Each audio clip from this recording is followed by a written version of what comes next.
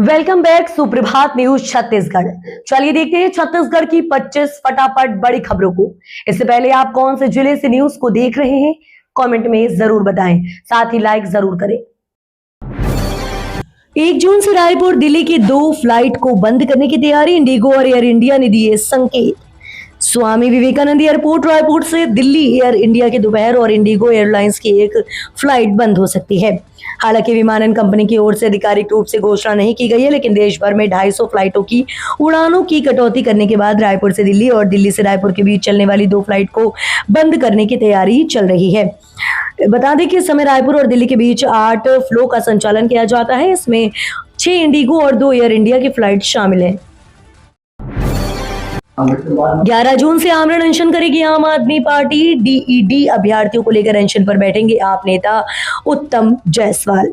छत्तीसगढ़ में डीईडी अभ्यर्थियों की नियुक्तियों को लेकर आम आदमी पार्टी ने अनशन का ऐलान किया है। पार्टी के अध्यक्ष उत्तम जायसवाल ने मुख्यमंत्री विष्णुदेव साय को पत्र लिखकर कहा है कि अगर 10 जून तक पात्र अभ्यर्थियों को नियुक्ति नहीं दी गई तो वे 11 जून से आमरण अनशन शुरू करेंगे। जायसवाल ने दावा किया है कि राज्य में सहायक शिक्षक के करीब 2300 पद खाली हैं। इनमें लगभग 1600 पद आदिवासी महिला और पुरुष अभ्यर्थी से जुड़े बताए गए हैं। सीधे सीएम साय के ऑफिस पहुंचेगी आपकी शिकायत, व्हाट्सएप से भी कर सकेंगे शिकायत। राज्य सरकार ने मुख्यमंत्री हेल्पलाइन सेवा शुरू करने की तैयारी तेज कर दी है। इस तारतम्य में जिला बस्तर के कलेक्टर कार्यालय के प्रेरणा सभा कक्ष में 1 दिवसीय प्रशिक्षण शिविर का आयोजन किया गया है। इसके लिए जिलों के अधिकारियों और कर्मचारियों के प्रशिक्षण देकर तैयार किया जा रहा है, ताकि हेल्पलाइन नंबर जारी होने के बाद कोई दिक्कत नहीं हो। शिकायत के लिए टोल फ्री नंबर 1076 जारी करने की तैयारी है। इसके साथ ही वेबसाइट भी जारी की जाएगी। इनमें शिकायत करने पर सीधे मुख्यमंत्री कार्यालय तक शिकायत पहुंचेगी। पक्के घरों का सपना होगा साकार। पीएम आवास योजना ग्रामीण के लिए 2677 करोड़ रुपए जारी। मुख्यमंत्री विष्णुदेव साय के नेतृत्व में छत्तीसगढ़ में प्रधानमंत्री आवास योजना ग्रामीण के क्रियान्वयन को नई गति मिली है। राज्य शासन ने वित्तीय वर्ष 2026-27 में आवास निर्माण कार्यों को तेज करने के लिए प्रदेश के सभी जिलों को 2677.15 करोड़ रुपए की केंद्रीय और राज्यांश राशि जारी की है। ये राशि एसएनए स्पर्श मॉड्यूल के माध्यम से आवंटित की गई है, जिसमें पात्र हितग्राहियों के आवास निर्माण कार्यों को समयबद्ध और पारदर्शी तरीके से पूरा किया जा सके। राज्य सरकार का दावा है कि इस पहल से ग्रामीण क्षेत्रों में आवास निर्माण की गति और तेज होगी तथा हजारों जरूरतमंद परिवारों को जल्द पक्के घर का लाभ मिल सकेगा। कर्मचारियों को मिलेगा 6 लाख रुपए का मुफ्त लाइफ इंश्योरेंस। छत्तीसगढ़ के हेल्थ डिपार्टमेंट ने राष्ट्रीय स्वास्थ्य मिशन यानी एनएचएम के हजारों अधिकारियों और कर्मचारियों के लिए बड़ी खुशखबरी सामने आई है। स्वास्थ्य विभाग ने कर्मचारियों को सामाजिक सुरक्षा देने की दिशा में अहम कदम उठाते हुए 6 लाख रुपए तक का मुफ्त लाइफ इंश्योरेंस कवर देने का फैसला किया है। इस फैसले का लाभ उन कर्मचारियों को मिलेगा जिनका वेतन खाता बैंक ऑफ इंडिया में संचालित होगा। एनएचएम कर्मचारियों को मुफ्त लाइफ इंश्योरेंस कवर देने का ये फैसला लंबे समय से उठ रही मांगों के बीच महत्वपूर्ण माना जा रहा है। कोरबा में खाद बीज की कालाबाजारी पर प्रशासन सख्त। 18 उर्वरक दुकानों की जांच, 6 को नोटिस। कोरबा जिले में खरीफ सीजन से पहले खाद बीज की कालाबाजारी रोकने और किसानों को गुणवत्तापूर्ण उर्वरक उपलब्ध कराने के लिए जिला प्रशासन और कृषि विभाग ने सख्ती बढ़ा दी है। कलेक्टर कुणाल दूधावत के निर्देश पर शुक्रवार को जिले भर को सहकारी और निजी उर्वरक दुकानों में अचानक निरीक्षण अभियान चलाया गया। जांच के दौरान अनियमितता मिलने पर 6 दुकानों को कारण बताओ नोटिस जारी किया गया, जबकि एक दुकान पर तत्काल प्रभाव से बिक्री प्रतिबंध लगा दिया गया। साथ ही 56 बोरी यूरिया भी जब्त की गई।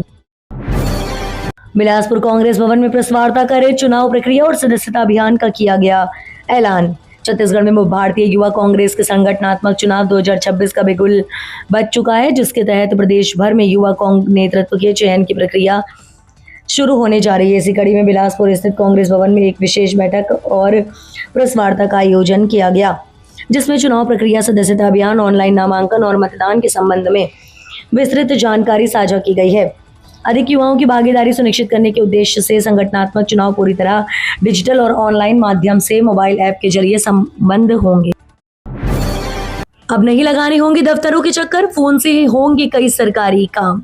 जनता के द्वारा डिजिटल सरकार का अर्थ है सरकारी योजनाओं और युवाओं को नागरिकों के घर तक पहुंचाने के लिए प्रौद्योगिकी का उपयोग करना। ये प्रशासनिक दक्षता, पारदर्शिता और आम जनता तक सीधी पहुंच सुनिश्चित करने की एक व्यापक पहल है। मुख्यमंत्री विष्णुदेव साय की मंशा के अनुरूप प्रदेश में सुशासन और डिजिटल प्रशासन को मजबूत बनाने की दिशा में राज्य शासन ने महत्वपूर्ण पहल की है। इसका उद्देश्य नागरिकों को शासकीय सेवाएं सरल, सुलभ और पारदर्शी तरीके से उपलब्ध कराना है। इसी क्रम में बीजापुर जिले में लोक सेवा केंद्रों का उन्नयन कर उन्हें अब सेवा सेतु केंद्र के रूप में संचालित किया जा रहा है। गुरु घासीदास यूनिवर्सिटी का समर्थ पोर्टल हैक, 32 विभागों के क्वेश्चन पेपर लीक होने की आशंका। छत्तीसगढ़ के बिलासपुर स्थित गुरु घासीदास यूनिवर्सिटी का समर्थ पोर्टल हैक होने की खबर सामने आने के बाद विश्वविद्यालय प्रशासन में हड़कंप मच गया है। शुरुआती जानकारी के मुताबिक यूनिवर्सिटी के 32 विभागों से जुड़े क्वेश्चन पेपर लीक होने की आशंका जताई जा रही है। गुरु घासीदास यूनिवर्सिटी पोर्टल हैक मामले के बाद छात्रों और अभिभावकों में भी चिंता बढ़ गई है। यूनिवर्सिटी प्रबंधन ने मामले की जांच शुरू कर दी है। छत्तीसगढ़ के गांव-गांव में अभियान चलाकर जाएगी ये अपील। मुख्यमंत्री विष्णुदेव साय के नेतृत्व में छत्तीसगढ़ शासन द्वारा किसानों के हित में एक बड़ा कदम उठाते हुए राज्य स्तरीय नैनो डीएपी यूरिया जन जागरूकता अभियान की शुरुआत करने जा रही है। इस अभियान का मुख्य उद्देश्य प्रदेश के किसानों को नैनो उर्वरक के उपयोग, उनके चमत्कारी लाभों तथा आधुनिक कृषि पद्धतियों के प्रति जागरूक करना है।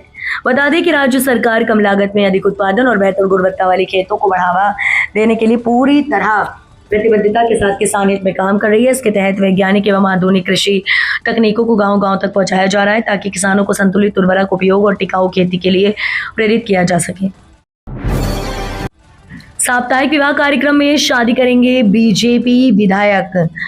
छत्तीसगढ़ की मुख्यमंत्री कन्या विवाह योजना इस बार राजनीतिक बहस के केंद्र में आ गई है। वजह बेमितला से भाजपा विधायक दिवेश साहू की शादी, जो आज 31 मई को होने वाले सामूहिक विवाह कार्यक्रम में होने जा रही है। इस मुद्दे को लेकर कांग्रेस ने सरकार पर सवाल खड़े किए हैं। पीसीसी चीफ दीपक बैज ने कहा कि गरीबों के हक पर डाका डाला जा रहा है। इसके जवाब में विधायक दिवेश साहू ने दैनिक भास्कर से कहा कि इस योजना में देखा जाता है कि लड़की बीपीएल परिवार से है या नहीं। उन्होंने कहा कि जिनसे वे शादी करने जा रहे हैं वे बीपीएल परिवार से हैं। सीएम साय दुर्ग को देंगे करोड़ों की सौगात, 259 करोड़ के विकास कार्यों को मिलेगी रफ्तार। छत्तीसगढ़ के मुख्यमंत्री विष्णुदेव साय शनिवार 31 मई को दुर्ग जिले के दौरे पर रहेंगे। इस दौरान वे शहर और आसपास के क्षेत्रों के विकास से जुड़े 259 करोड़ रुपए से अधिक की लागत वाले 191 विकास कार्यों का लोकार्पण और भूमि पूजन करेंगे। मुख्यमंत्री के दौरे को लेकर जिला प्रशासन, नगर निगम और पुलिस प्रशासन ने तैयारियां पूरी कर ली है। कार्यक्रम में प्रदेश सरकार के मंत्री, जनप्रतिनिधि और बड़ी संख्या में नागरिकों की मौजूदगी रहेगी, क्योंकि इसके जरिए अधोसंरचना, स्वच्छता, यातायात और खेल सुविधा से जुड़े कई बड़े प्रोजेक्ट्स को गति मिलने की उम्मीद है। सुविधाओं और संसाधनों का विस्तृत डिजिटल रिकॉर्ड किया तैयार। छत्तीसगढ़ में चल रही जनगणना के पहले चरण में पहली बार घर घर की सुविधाओं और संसाधनों का विस्तृत डिजिटल रिकॉर्ड तैयार किया गया है। दरअसल अब सरकारी दस्तावेजों में ये दर्ज हो रहा है कि किस घर में AC, fridge, washing machine, car, bike या साइकिल जैसी सुविधाएं मौजूद है, मकान टाइल्स वाला है या कपरैल पोश, कितने कमरे हैं और घर में पानी, बिजली, इंटरनेट व गैस कनेक्शन जैसी सुविधाएं हैं या नहीं। इसका भी पूरा डेटा जुटाया जा रहा है। 1 मई से शुरू हुई जनगणना के पहले चरण का 92% से ज्यादा काम पूरा हो चुका है। प्रदेश में जनगणना के लिए 48,742 ब्लॉक बनाए गए थे। हर ब्लॉक में औसतन 165 मकान शामिल है। युवा कांग्रेस चुनाव, दुर्ग के उम्मीदवारों की सूची फाइनल। सबसे ज्यादा भिलाई नगर से 12 प्रत्याशी मैदान में। युवा कांग्रेस संगठन चुनाव को लेकर उम्मीदवारों के नाम सामने आए हैं। दरअसल प्रदेश स्तर और जिला स्तर के पदाधिकारी बनने के लिए दुर्ग शहर से 10, भिलाई नगर से 12 और दुर्ग ग्रामीण से 7 उम्मीदवार अब मैदान में हैं। इनके बीच अब नामांकन के साथ ही वोटिंग की प्रक्रिया शुरू होगी। भिलाई नगर, दुर्ग शहर और दुर्ग ग्रामीण जिलों में अध्यक्ष पद के लिए कई युवा नेताओं ने दावेदारी पेश की है।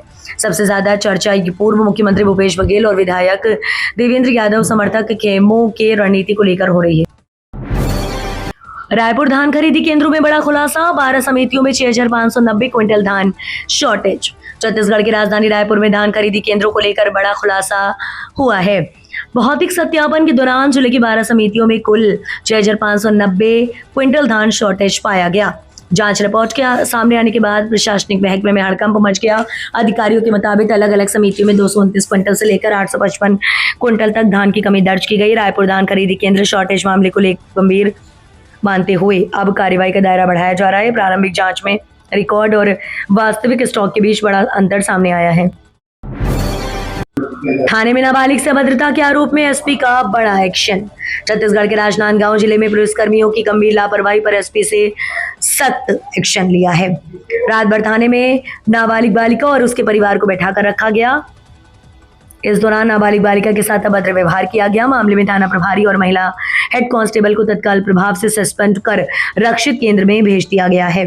दरअसल जानकारी के मुताबिक सोमनी थाने में ये अमानवीय घटना हुई, जहां के टीआई अरुण नामदेव ने एक नाबालिग बालिका को गलत मेडिकल रिपोर्ट के आधार पर उसे गर्भवती बता दिया। इतना ही नहीं, ड्यूटी पर तैनात महिला प्रधान आरक्षक राजश्री सिंह ने नाबालिग से अभद्र व्यवहार किया। नंदनवन जू और जंगल सफारी घूमना होगा महंगा, टिकट से लेकर फोटोग्राफी तक बढ़ी दरें। नवा रायपुर स्थित नंदनवन जू और जंगल सफारी के सैर करने वाले पर्यटकों को जल्दी खर्च करना पड़ सकता है।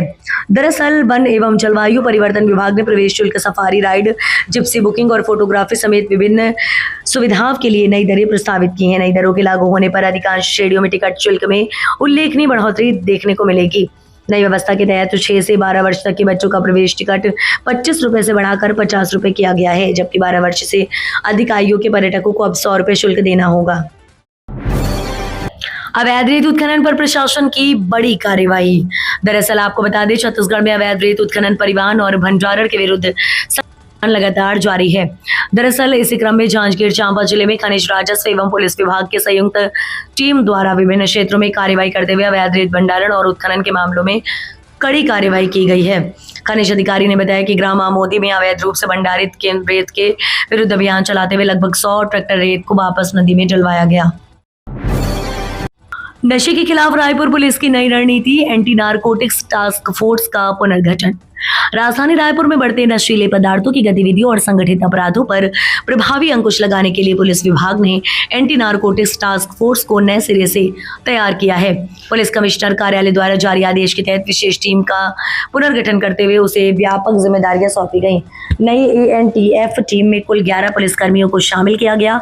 टीम की कमान निरीक्षक सुनील दास को सौंपी गई। दरअसल जबकि उनके साथ एक उप निरीक्षक, 2 हवलदार और 7 आरक्षक तैनात किए गए।